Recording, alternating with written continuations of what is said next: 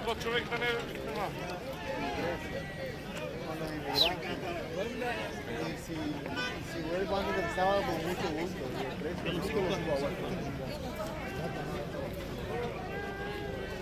Sí, después yo creo que en la noche, ¿no? Why you are taking pictures here?